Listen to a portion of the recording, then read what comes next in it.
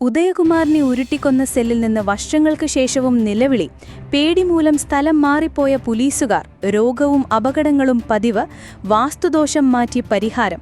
2 പ്രതികൾ മരിച്ചത് അകാലത്തിൽ. രാജൻ കേസ് പോലെ രണ്ടാം ഉരുട്ടിക്കൊലയിലും കണക്ക് തീർക്കുന്നത് കാലമാണോ? അടിവസ്ത്രം മാത്രമിട്ട് പ്രതിയെ കൈകൾ ബെഞ്ചിന്റെ അടിയിലും കാൽമുട്ടുകൾ ബെഞ്ചുമായും ചേർത്തു കെട്ടുക. പിന്നെ കാലിന്റെ തള്ളവിരലുകൾ കൂട്ടിക്കെട്ടുന്നു. നിലവിളിക്കാതിരിക്കാൻ വായിൽ തുണി തിരുകും. മിക്കവാറും അടികൊണ്ട് വീണ മറ്റൊരാളിന്റെ ജട്ടിയായിരിക്കും വായിൽ കുത്തിത്തിരുക. തുടർന്ന് പ്രതിയുടെ തുടയിൽ ഒരു ഉലക്ക വെച്ച ശേഷം ഇരുവശവും 2 പോലീസുകാർ വീതം നിന്ന് സർവശക്തിയും ഉപയോഗിച്ച് താഴോട്ടും മേലോട്ടും ഉരുട്ടുന്നു. തുടയിലെ മാംസവും അസ്ഥിയും ഞെരിഞ്ഞുടയും.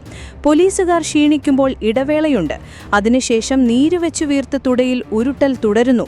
ഇങ്ങനെ തുടയിൽ മാസം അടർന്നു പോകും. നീരു വന്ന ആ ഭാഗത്ത് ഈച്ച വന്നു നിന്നാൽ പോലും പ്രാണൻ പോകും. പക്ഷെ പുറമേക്ക് നോക്കുമ്പോൾ തല്ലിയതിൻ്റെ ഒരു പാടും കാണില്ല. കോടതിയിൽ പ്രതികളെ ഹാജരാക്കുമ്പോഴൊക്കെ ഇത് പോലീസിന് ഗുണം ചെയ്തു. ജയറാം പടിക്കൽ എന്ന കേരളം കണ്ട ഏറ്റവും സമർത്ഥനും കുപ്രസിദ്ധനുമായ പോലീസ് ഓഫീസർ ആവിഷ്കരിച്ച ഉരുട്ടൽ എന്ന ഭീകരഭേദ്യം ഇങ്ങനെയായിരുന്നു. അടിയന്തരാവസ്ഥക്കാലത്ത് നക്സലുകളെ കൊണ്ട് സത്യം പറയിപ്പിക്കാനുള്ള പടിക്കലിന്റെ തുറുക്കുചീട്ടായിരുന്നു ഇത്. MBBSന് പഠിച്ചിരുന്ന ശരീരശാസ്ത്രത്തെക്കുറിച്ച് നല്ല ധാരണയുണ്ടായിരുന്ന പടിക്കൽ സ്വന്തമായി ഡെവലപ്പ് ചെയ്ത ക്രൂരമായ ഒരു രീതിയായിരുന്നു അത്രേ ഇത്. പ്രതി ചാകാത്ത രീതിയിൽ അയാളെ കൊല്ലാകൊല്ല ചെയ്യിപ്പിക്കുക, എന്നിട്ട് കുറ്റസമ്മതം നടത്തിക്കുക. ഇങ്ങനെ പുലിക്കോടിനും മറ്റും ചേർന്ന് ഉരുട്ടിയതിന്റെ ഫലമായി രാജൻ എന്ന എഞ്ചിനീയറിംഗ് വിദ്യാർത്ഥിയുടെ ജീവൻ പോയത് കേരളം ഏറെ ചർച്ച ചെയ്തതാണ്. ഇതോടെ പടിക്കലും പുലിക്കോടിനുമെല്ലാം ജയിലിലായി. അടിയന്തരാവസ്ഥ കാലത്തോടെ ഉരുട്ടലടക്കമുള്ള പ്രാകൃത മുറകൾ കഴിഞ്ഞുവെന്നും നമ്മുടെ പോലീസ് കുറേക്കൂടി മനുഷ്യമുഖമുള്ളതായി മാറിയെന്നും അവർ ശാസ്ത്രീയ കേസ് അന്വേഷിക്കുമെന്നുമൊക്കെ പൊതുജനം കരുതി. എന്നാൽ ഉരുട്ടൽ എന്ന പ്രാകൃത മർദ്ദനമുറയിൽ ഒരു കസ്റ്റഡി മരണം കൂടി ഉണ്ടായെന്ന് കേരളം ഞെട്ടിയത് 2005 സെപ്റ്റംബർ 27 രാത്രി 10:30 അന്നാണ് തിരുവനന്തപുരം ഫോർട്ട് പോലീസ് സ്റ്റേഷനിൽ വെച്ച് ഉദയകുമാർ എന്ന വെറും 27 വയസ്സുള്ള ചെറുപ്പക്കാരൻ പോലീസിന്റെ ഉരുട്ടലിൽ കൊല്ലപ്പെടുന്നത്. ഇവിടെ അവർക്ക് ഉലക്ക് കിട്ടിയില്ല, പകരം ഇരുമ്പ് പൈപ്പായിരുന്നു. അങ്ങനെ തുടകളിൽ ഉരുട്ടിയപ്പോൾ രക്തം കട്ടപിടിച്ചും നരമ്പുകൾ വലിഞ്ഞു മുറുകിയുമാണ് ഉദയകുമാർ മരിച്ചത്. ശരീരത്താകമാനം ചവിട്ടേറ്റ പാടുകളുമുണ്ടായിരുന്നു. പക്ഷേ 1-ാം ഉരുട്ടി കൊലക്കേസിന്റെ സാമ്യതകൾ 2-ാം ഉരുട്ടി കൊലക്കേസിലുമുണ്ട്. രാജനെ കൊന്ന കേസിലെ പ്രതിയായി അറസ്റ്റ് ചെയ്യപ്പെട്ട് ജയിലിലായ പുലിക്കോടൻ നാരായണനും ജയറാം പടിക്കലും അടക്കമുള്ളവരെ സുപ്രീം കോടതി വെറുതെ വിട്ടു. അവരെല്ലാം സർവീസിൽ തിരിച്ചു കയറി. DGPയായി റിട്ടയർ ചെയ്ത പടിക്കലിനെ ഇന്ത്യൻ നീതിന്യായ വ്യവസ്ഥയല്ല കാലമാണ് ശിക്ഷിച്ചത്. ഇവിടെ ഉദയകുമാർ കേസിൽ വധശിക്ഷയ്ക്ക് വിധിക്കപ്പെട്ട പ്രതിയെപ്പോലും ഹൈക്കോടതി വെറുതെ വിട്ടിരിക്കുകയാണ്. ഇനി അവർ സർവീസിൽ തിരിച്ചു കയറുമായിരിക്കും. പക്ഷേ പടിക്കലിനെയും കൂട്ടരെയും ശിക്ഷിച്ച പോലെ കാലം അവരെയും ശിക്ഷിക്കുമോ? 1-ാം ഉരുട്ടി കൊലക്കേസിലെ ഇരയായ രാജന്റെ പിതാവ് ഈച്ചര വാര്യർ കേരളത്തിലെ നൊമ്പരമായിരുന്നു. തന്റെ മകൻ എവിടെയെന്ന് ചോദിച്ച അദ്ദേഹം അലഞ്ഞാത്ത സ്ഥലങ്ങളില്ല. മകനെ കാത്തിരുന്ന രാജന്റെ അമ്മയ്ക്ക് മാനസിക അസ്വാസ്ഥ്യമായി. ഒടുവിൽ പ്രതികൾ ശിക്ഷപ്പെട്ടതും ആ പിതാവിന്റെ നീണ്ട നിയമ പോരാട്ടത്തിന് ശേഷമാണ്. 2-ാം ഉരുട്ടി കൊലക്കേസിലും കേരളത്തിന്റെ നൊമ്പരമാണൊരമ്മ. തന്റെ മകന്റെ കൊലയാളികളെ നിയമത്തിന്റെ മുന്നിൽ കൊണ്ടുവരാൻ വേണ്ടി ഉദയകുമാറിന്റെ അമ്മ പ്രഭാവതി മുട്ടാത്ത വാതിലുകളില്ല. 2005 ഓണത്തിന് അമ്മ പ്രഭാവതിക്ക് ഓണക്കോടിയും വാങ്ങി വീട്ടിലേക്ക് പോകുന്നതിനിടെ ശ്രീകണ്ഠേശ്വരം പാർക്കിൽ പരിചയക്കാരായ സുരേഷിനൊപ്പം സംസാരിച്ചിരുന്ന ഉദയനെയാണ് ഫോർട്ട് പോലീസ് പിടികൂടിയത്. സുരേഷിനെയും കസ്റ്റഡിയിലെടുത്തു. ആക്രിക്കട തൊഴിലാളിയായിരുന്ന ഉദയകുമാറിന്റെ പേരിൽ മോഷണ കുറ്റമാണ് ആരോപിക്കപ്പെട്ടത്. അന്നത്തെ ഫോർട്ട് CI EK സാബുവിന്റെ പ്രത്യേക സ്ക്വാഡിലുള്ളവരായിരുന്നു പോലീസുകാർ. ഉദയന്റെ കയ്യിൽ 4000 രൂപ കണ്ടതാണ് പോലീസിന്റെ സംശയം വർദ്ധിപ്പിച്ചത്. ചോദിക്കാൻ ആളില്ലാത്തവന്റെയും നിർധനന്റെയും രാഷ്ട്രീയ സ്വാധീനമില്ലാത്തവന്റെയും മേൽ എന്നും നമ്മുടെ പോലീസ് സംവിധാനം കുതിര കയറും. ഇവിടെയും അതാണ് സംഭവിച്ചത്. അന്ന് മർദ്ദനത്തിന് കുപ്രസിദ്ധമായിരുന്നു ഫോർട്ട് പോലീസ് സ്റ്റേഷൻ. ഈ 4000 രൂപ മോഷ്ടിച്ചതാണെന്ന് സമ്മതിക്കാൻ അവർ ഉദയകുമാറിനെ അതിക്രൂരമായി ഉരുട്ടാൻ തുടങ്ങി. ഒടുവിൽ രാത്രി 10:30 മരണവും സംഭവിച്ചു. പോലീസുകാർ തന്നെ പ്രതികളായതുകൊണ്ടാവണം തുടക്കം മുതൽ കേസ് അട്ടിമറിക്കാനുള്ള ശ്രമം നടന്നു. മർദ്ദനമേറ്റു മരിച്ചതിനു ശേഷമുള്ള സമയം വെച്ച് ഉദയകുമാറിനെ അറസ്റ്റ് ചെയ്തുവെന്ന് ഫോർട്ട് പോലീസ് വ്യാജ FIR തയ്യാറാക്കി. മോഷണ കുറ്റം ചുമത്തിയും വ്യാജരേഖകൾ ഉണ്ടാക്കി. ആശുപത്രിയിലും മർദ്ദനം മറച്ചുവെക്കാനുള്ള ശ്രമം പോലീസ് നടത്തി. ഉദയകുമാറിന്റെ തുടകളിലും ഉള്ളംകാലിലും അടിയേറ്റ പാടുകളുണ്ടായിരുന്നുവെന്നും ഇത് പരിശോധിച്ചപ്പോൾ ത്വക്ക് രോഗമാണെന്നായിരുന്നു സമീപത്ത് നിന്ന പോലീസുകാരൻ പറഞ്ഞതെന്നും ഇൻക്വസ്റ്റ് നടത്തിയ RDO ആയിരുന്ന KN മോഹൻകുമാർ പറഞ്ഞിരുന്നു. എന്നാൽ അദ്ദേഹം ഇത് വിശദമായി പരിശോധിക്കാൻ ആവശ്യപ്പെടുകയും ദേശീയ മനുഷ്യാവകാശ കമ്മീഷന് റിപ്പോർട്ട് നൽകുകയും ചെയ്തു. പോലീസുകാർ പ്രതികളും സാക്ഷികളും വന്ന കേസിൽ പ്രതികളെ രക്ഷപ്പെടുത്താൻ ഉന്നത ഉദ്യോഗസ്ഥരുടെ ഭാഗത്തു നിന്നടക്കം ശക്തമായ ഇടപെടൽ ഉണ്ടായി. യഥാർത്ഥ പ്രതികൾക്ക് പകരം കോടതിയിൽ ഡമ്മി പ്രതികളെ ഹാജരാക്കിയതും വൻ വിവാദമായി. ക്രൈംബ്രാഞ്ച് അന്വേഷണത്തിന്റെ പോലും വിശ്വാസ്യത നഷ്ടപ്പെടുന്ന സ്ഥിതിയുണ്ടാക്കി. ഉമ്മൻചാണ്ടി സർക്കാർ പ്രതിക്കൂട്ടിൽ തന്നെയായിരുന്നു. ഒന്നാം ഉരുട്ടിക്കൊലയും രണ്ടാം ഉരുട്ടിക്കൊലയും സംഭവിക്കുന്നത് കോൺഗ്രസ് സർക്കാരുകളുടെ കാലത്താണ്. രാജൻ കേസിൽ കരുണാകരന് രാജിവെക്കേണ്ടി വന്നു. അതുപോലെ ഒന്നാം ഉമ്മൻചാണ്ടി സർക്കാരിനെ പിടിച്ചുകുലുക്കിയ ഉദയകുമാറിന്റെ ഉരുട്ടിക്കൊല കേസ് സർക്കാരിനെതിരെ ഇടതുപക്ഷ യുവജന സംഘടനകളടക്കം ശക്തമായ സമരമാണ് നടത്തിയത്.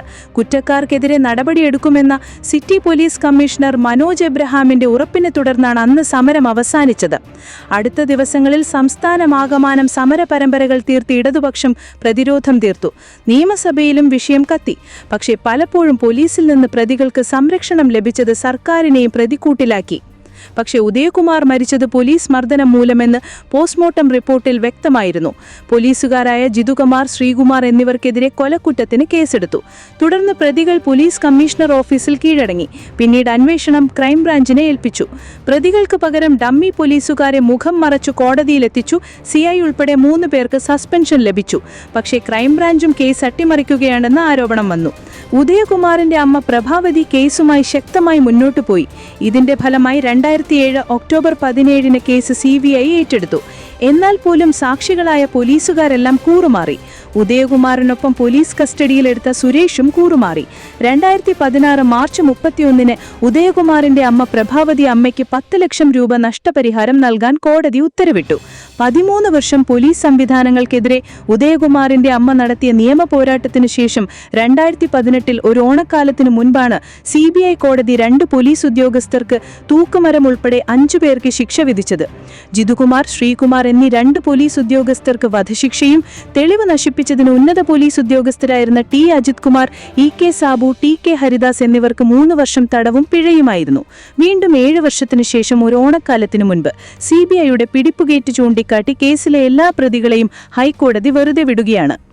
CBIയുടെ വീഴ്ച പ്രതികൾക്ക് തുണയായി. കോടതിയിൽ ഒരു കേസ് സംശയാതീതമായി തെളിയിക്കപ്പെടണം. അതിനുള്ള കാര്യങ്ങൾ സിസ്റ്റം ചെയ്യണം. ഇവിടെ വെറുതെ കോടതിയെ കുറ്റം പറഞ്ഞിട്ട് കാര്യമില്ല. CBIയുടെ വീഴ്ചയാണ് പ്രതികൾക്ക് തുണയായതെന്നാണ് വിധിപ്പകർപ്പ് പഠിച്ച പ്രമുഖ അഭിഭാഷകർ പ്രതികരിച്ചത്. സംശയത്തിന്റെ മാത്രം അടിസ്ഥാനത്തിൽ പ്രതികളെ ശിക്ഷിക്കാനാകില്ലെന്ന് ഡിവിഷൻ ബെഞ്ച് പറഞ്ഞു. എത്ര ഗുരുതരമായ ആരോപണമാണെങ്കിലും വ്യക്തമായ തെളിവ് വേണം. പോലീസ് ഉദ്യോഗസ്ഥരായ പ്രോസിക്യൂഷൻ സാക്ഷികളുടെ മൊഴികളിൽ വലിയ വൈരുദ്ധ്യമുണ്ട്. ഇവരിൽ ഏറെയും മാപ്പുസാക്ഷികളാണ്.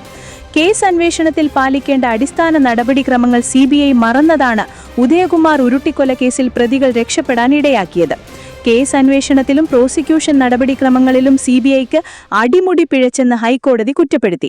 ക്രൈംബ്രാഞ്ച് അന്വേഷണം നടത്തി കുറ്റപത്രം നൽകിയ കേസിൽ ഉദയകുമാറിന്റെ മാതാവ് പ്രഭാവതി അമ്മ നൽകിയ ഹർജിയെ തുടരന്വേഷണം നടത്താനായിരുന്നു ഹൈക്കോടതി ഉത്തരവ്. എന്നാൽ CBI നടത്തിയ അന്വേഷണം പുനരന്വേഷണത്തിന് സമാനമായി മാറി. തുടരന്വേഷണമല്ല, പുനരന്വേഷണം. കേസുമായി ബന്ധപ്പെട്ട രേഖകൾ Thiruvananthapuram additional sessions fast track കോടതിയുടെ പരിധിയിലിരിക്കെ ഉദയകുമാറിനൊപ്പം പോലീസ് പിടികൂടിയ സുരേഷ് കുമാർ അടക്കം 6 പേരെ മാപ്പുസാക്ഷികളാക്കാൻ CBI സ്വീകരിച്ച നടപടികളും കോടതിയിൽ പാളി. ദൃക്സാക്ഷിയായ സുരേഷ് കുമാറിനെ കൂട്ടുപ്രതിയും പിന്നീട് മാപ്പുസാക്ഷിയുമാക്കിയതും കേസ് സെഷൻസ് കോടതിയുടെ പരിധിയിലിരിക്കെ മാപ്പുസാക്ഷികളാക്കാൻ CBI CGM കോടതിയിൽ അപേക്ഷ നൽകിയതും തെറ്റായ നടപടികളായി.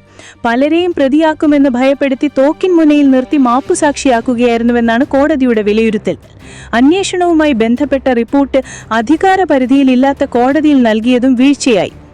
സാക്ഷികളുടെ മൊഴികൾ ക്രൈംബ്രാഞ്ച് നേരത്തെ രേഖപ്പെടുത്തിയിരുന്നു. എന്നാൽ ഇത് പരിശോധിക്കുന്നതിൽ സെഷൻസ് കോടതിക്ക് വീഴ്ച പറ്റി. വിചാരണ ഏത് രീതിയിൽ വേണമെന്ന ഹൈക്കോടതി നിർദ്ദേശം പാലിക്കപ്പെട്ടില്ലെന്നും കോടതി കുറ്റപ്പെടുത്തി. ചുരുക്കി പറഞ്ഞാൽ ഇത്തരം ഒരുപാട് വീഴ്ചകളുടെ ഭാഗമായി കേസ് സംശയാതീതമായി തെളിഞ്ഞില്ല. ഇത്തരം കേസുകളിൽ സ്ഥിരമായി സംഭവിക്കുന്ന കാര്യമാണിത്. പ്രതികൾക്കുമേൽ സൃഷ്ടിക്കപ്പെടുന്ന ക്ലൗഡ് അവർക്ക് തുണയാകും. രാജൻ കേസിലും സംഭവിച്ചതായാണ്. പടിക്കലും പുലിക്കോടനും ഒന്നും പ്രതികളാണെന്ന് സംശയാതീതമായി തെളിയിക്കാൻ കഴിഞ്ഞില്ല. മാത്രമല്ല, അപ്പുറത്ത് പ്രതികൾ പോലീസുകാരാകുമ്പോൾ ഒരു സിസ്റ്റം തന്നെ പ്രതിക്കൂട്ടിലാകുമ്പോൾ തെളിവുകളെല്ലാം ഉൾട്ടയടിക്കും. പിന്നെ ആരാ എന്റെ മോനെ കൊന്നത്? ഈശ്വരാവാര്യർ തന്റെ ആത്മകഥയിൽ എഴുതിയ ഒരു ചോദ്യമുണ്ടായിരുന്നല്ലോ, മരിച്ചിട്ടും എന്തിനാണ് നിങ്ങൾ എന്റെ കുഞ്ഞിനെ മഴയത്ത് നിർത്തിയിരിക്കുന്നത്? മലയാളി ഒരുപാടിടത്ത് ഉദ്ധരിക്കുന്ന ആ ഹൃദയം പിളർക്കുന്ന വാക്യം പോലെ ആ അമ്മ ചോദിക്കുകയാണ്, പിന്നെ ആരാ എന്റെ മോനെ കൊന്നത്? ഞാനാണോ? ഉദയകുമാർ ഉരുട്ടിക്കൊലക്കേസിലെ പ്രതികളായ മുഴുവൻ പോലീസുകാരെയും വെറുതെ വിട്ടെന്ന ഹൈക്കോടതി വിധി കേട്ടതുമുതൽ ഈ അമ്മയുടെ ഉള്ള് നീറുകയാണ്. കോടതിക്ക് ഹൃദയമില്ലേ? ഉണ്ടായിരുന്നെങ്കിൽ ഇങ്ങനെ ചെയ്യില്ലായിരുന്നു. ഒരു ഓണക്കാലത്താണ് എന്റെ കുഞ്ഞിനെ നഷ്ടമായത്. ഈ ഓണക്കാലത്തിൽ ഇങ്ങനെയൊരു വാർത്ത കേൾക്കേണ്ടി വരുമെന്ന് കരുതിയില്ല. തുടയിലും ഉള്ളംകാലിലുമായി 20-ലേറെ മുറിവുകളുള്ളത് കോടതി കണ്ടില്ലേ? ഒരു തുള്ളി വെള്ളം പോലും കൊടുക്കാതെയാണ് അവർ കൊന്നത്. പ്രഭാവതി അമ്മ പറഞ്ഞു, എല്ലാ ഓണത്തിനും അവനെ ഓർക്കാനുള്ള എന്തെങ്കിലും ഉണ്ടാകും. കഴിഞ്ഞ ദിവസവും തോന്നി എന്തോ സംഭവിക്കാൻ പോകുന്നെന്ന്. അത് പ്രതികളെ വെറുതെ വിട്ടെന്ന വാർത്തയാവുമെന്ന് കരുതിയില്ല. നീതി കിട്ടണം. അമ്മയും മകനെയും പച്ചയ്ക്ക് തിന്നവരാണ് കുറ്റവിമുക്തരായത്. ഭർത്താവ് ഉപേക്ഷിച്ചിട്ടും ജീവിച്ചത് മകനു വേണ്ടിയായിരുന്നു. കരമനയിലെ വീട്ടിൽ സഹോദരൻ മോഹനൊപ്പമാണ് പ്രഭാവതിയമ്മ താമസിക്കുന്നത്. ഈ വിധിയിലും അവർ തളരുന്നില്ല. സുപ്രീംകോടതിയിൽ അപ്പീൽ നൽകും. വീട് വിറ്റിട്ടായാലും കേസ് നടത്തണം, ആ അമ്മ പറയുന്നു. പക്ഷെ കേരളത്തിന്റെ സോഷ്യൽ മീഡിയയിലേക്കടക്കം നോക്കുക. 20 വർഷം കൊണ്ട് മാറിമറിഞ്ഞ നീതിയിൽ ആർക്കും കാര്യമായി ദുഃഖമില്ല. നീതി നിഷേധത്തിന്റെ പ്രശ്നം ഉന്നയിച്ച് ഹാഷ്ടാഗുകളില്ല. കാരണം മരണപ്പെട്ടവൻ ഇടതനല്ല, വലതനല്ല, ജാതി സംഘടനയ്ക്ക് അവനെ ആവശ്യമില്ല, മതക്കാർക്കവൻ വേണ്ടപ്പെട്ടവനല്ല. ഒരേയൊരു സ്ത്രീ മാത്രമേ അവനെക്കുറിച്ച് ഓർത്തു വേദനിച്ചുള്ളൂ. അവർ ഇന്നും കരയുന്നു. പോലീസുകാർ ഉൾപ്പെട്ട എല്ലാ കുറ്റകൃത്യങ്ങളുടെയും പൊതുവെയുള്ള അവസ്ഥ ഇതാണ്. കുറ്റപത്രം തയ്യാറാക്കുന്നതും സാക്ഷികളുണ്ടാവുന്നതും അവരുടെ മേൽനോട്ടത്തിലാണ്. കോടതികൾക്ക് സത്യമല്ല, തെളിവാണ് നോക്കുന്നത്. ഈ പ്രതികൾ നാളെ വീണ്ടും കാക്കി യൂണിഫോം ധരിച്ച് നിയമനിർവഹണത്തിനായി വന്നേക്കാം. വഴി ക്രോസ് ചെയ്യാൻ വയ്യാത്ത വല്യമ്മയെ റോഡ് മുറിച്ചു കടക്കാൻ സഹായിച്ച് സോഷ്യൽ മീഡിയയിൽ കയ്യടി നേടിയേക്കാം. യുപിയിലോ ബീഹാറിലോ ആണെങ്കിൽ ഇതല്ലാതെ മറ്റൊരു വിധി പ്രതീക്ഷിച്ചിരുന്നു കൂട്ടരെ എന്ന് ചോദിക്കാമായിരുന്നു. ഇവിടെ കോടതി ഒരിക്കലും തെറ്റുകാരല്ല. അവിടെ ഹാജരാക്കപ്പെട്ട തെളിവുകൾ മാത്രമാണ് അവർക്ക് പരിശോധിക്കാൻ കഴിയുക എന്നത് വസ്തുതയാണ്. ആത്മാവിന്റെ പ്രതികാരം. പക്ഷെ ജയറാം പടിക്കലിന്റെ നേതൃത്വത്തിൽ നടന്ന 1-ാം ഉരുട്ടിക്കൊലക്കേസിലെ പ്രതികളെ ശിക്ഷിച്ചത് കാലമാണ് എന്നാണ് പറയാറ്. അടിയന്തരാവസ്ഥ കാലത്ത് അതിക്രമം നടത്തിയ പോലീസ് ഓഫീസർമാരെ പോലെ അതിദയനീയമായിരുന്നു ജയറാം പടിക്കൽ എന്ന പ്രതാപശാലിയായ IPS-കാരന്റെയും അന്ത്യം. അറസ്റ്റ് ചെയ്ത് കോടതിയിൽ ഹാജരാക്കിയപ്പോൾ ജയറാം പടിക്കലിനെയും പുലിക്കോടനെയും ജനം കല്ലെറിയുകയും തുപ്പുകയുമായിരുന്നു. നക്സലുകളെ കൈകാര്യം ചെയ്യാനായി ജയറാം പടിക്കൽ പറഞ്ഞ് പണിയിപ്പിച്ചതായിരുന്നു കോഴിക്കോട് ജില്ലാ ജയിലിന്റെ ഒരിടുങ്ങിയ മുറി.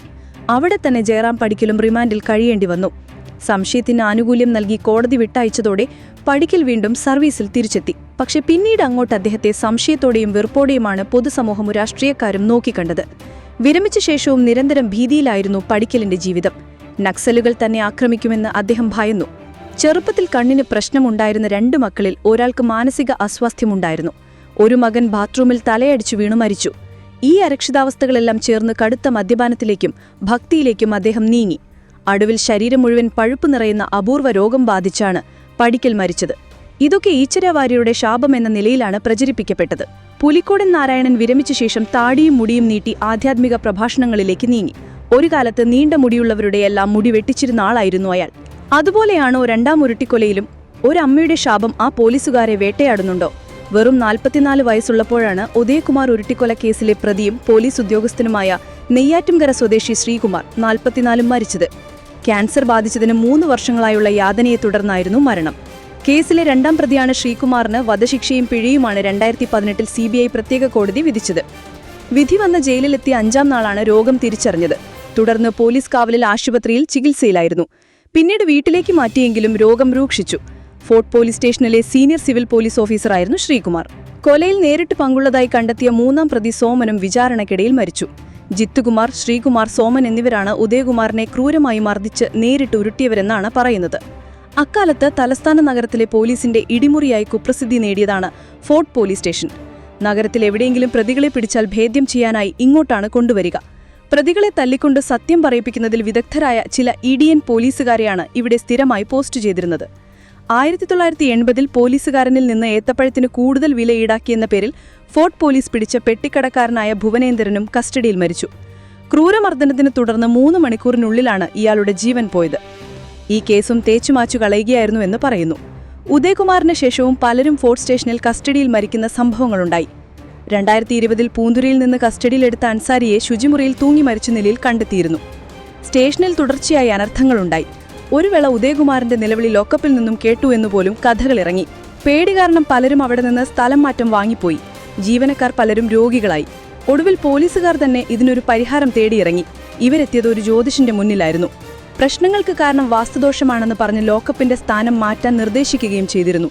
ഇത് മാതൃഭൂമിയും കേരള കൗമുദിയും അടക്കമുള്ള പ്രമുഖ പത്രങ്ങളിൽ വാർത്തയായതാണ്. പിന്നീട് ഫോർട്ട് സ്റ്റേഷൻ പുതിയ സ്റ്റേഷനിലേക്ക് മാറ്റുകയും ചെയ്തു. ഇപ്പോൾ മാതൃക പോലീസ് സ്റ്റേഷനാണ്. ഉദയകുമാറിന്റെ രക്തസാക്ഷിത്വം കൊണ്ട് അങ്ങനെയൊരു ഗുണമുണ്ടായി. ഇന്ന് ആ ഇടിയൻ സ്റ്റേഷൻ വെറും ഒരു ഓർമ്മ മാത്രം. അപ്പോഴും ബാക്കിയാവുന്ന ചോദ്യം, ഉദയകുമാറിന്റെ അമ്മയ്ക്ക് നീതി കിട്ടുമോ, അല്ലെങ്കിൽ ഒന്നാം ഉരുട്ടിക്കൊല പോലെ പ്രതികളെല്ലാം സർവീസിൽ തിരിച്ചെത്തുമോ? വാൾകഷ്ണം. 1974 ബ്രിട്ടനിലെ ബർഹിംഹാമിലെ 2 പബ്ബുകളിൽ ബോംബ് സ്ഫോടനങ്ങൾ നടന്നു. 21 പേർ മരിക്കുകയും 18ലേറെ പരിക്കേൽക്കുകയും ചെയ്തു. ഈ കേസിൽ 6 തീവ്രവാദികളെ അറസ്റ്റ് ചെയ്തു. ഇടികൊണ്ട് അവശരായ അവർ കുറ്റസമ്മതം നടത്തി. കോടതി അവരെ ശിക്ഷിച്ചു. ശിക്ഷിക്കപ്പെട്ട 6 പേർ ബർമിംഗ്ഹാം 6 എന്നറിയപ്പെട്ടു. തുടർന്ന് അവർക്ക് കിട്ടിയ ശിക്ഷയ്ക്കെതിരെ ഏകദേശം 16 വർഷം നിയമ പോരാട്ടങ്ങൾ നടത്തി. 1991 അവരുടെ നിരപരാധിത്വം തെളിയിക്കപ്പെട്ടു. പോലീസ് നടത്തിയ പീഡനങ്ങളും തെളിവുകളിൽ വരുത്തിയ കൃത്രിമത്വവും കോടതിക്ക് വ്യക്തമായി. കസ്റ്റഡിയിലെ പീഡനത്തിലൂടെയുള്ള കുറ്റസമ്മതങ്ങൾ വിശ്വസനീയമല്ല എന്ന് ലോകത്തെ പഠിപ്പിച്ച പ്രധാനപ്പെട്ട കേസുകളിലൊന്നാണിത്. ഈ കേസിന് ശേഷമാണ് UK പോലീസ് ചോദ്യം ചെയ്യൽ രീതികളിൽ വലിയ മാറ്റങ്ങൾ വരുത്തിയത്. ഇന്ന് ലോകം മുഴുവനും മാറിയിട്ടും നമ്മുടെ കേരള പോലീസ് മാറുമെന്ന് തോന്നുന്നില്ല.